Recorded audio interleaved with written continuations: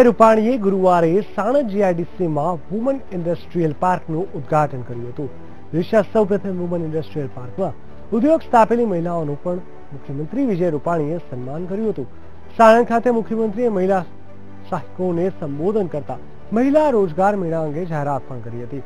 સાણંદમાં વિકસેલા ઉદ્યોગોને લઈ મુખ્યમંત્રીએ સાણંદને સિંગુર ન બનવા દેવા પર પણ ટિપ્પણી કરી હતી।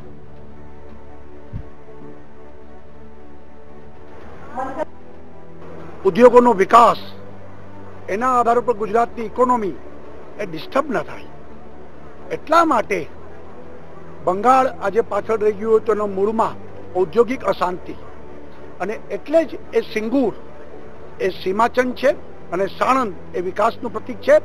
સાણંદ સિંગુર બનશે નહીં એ ગુજરાતની જનતાએ સંકલ્પ કરવો પડે।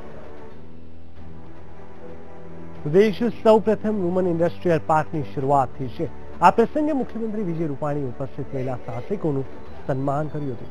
ગુરુવારે સાણંદ જીઆઈડીસીમાં શરૂ થયેલા વુમન ઇન્ડસ્ટ્રીયલ પાર્કમાં ઉપસ્થિત મહિલા સાહસિકોને સંબોધતા મુખ્યમંત્રીએ મહત્વની જાહેરાત કરી હતી।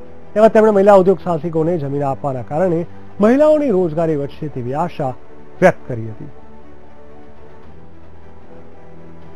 સૌથી પહેલા તો ભાજપ સરકારે જે સ્ત્રીઓને આગળ લાવવા માટે સ્ત્રી સશક્તિકરણ માટે એમને જે પ્લોટ પાડ્યો છે વુમન્સ પાર્કમાં એમના માટે એમને ખૂબ ખૂબ આભાર।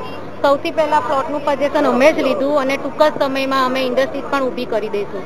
અમારી ફૂડ ઇન્ડસ્ટ્રી છે જેમાં અમે હાઇજેનિક લેવલનું ફૂડ બધાને સર્વ કરીએ છીએ।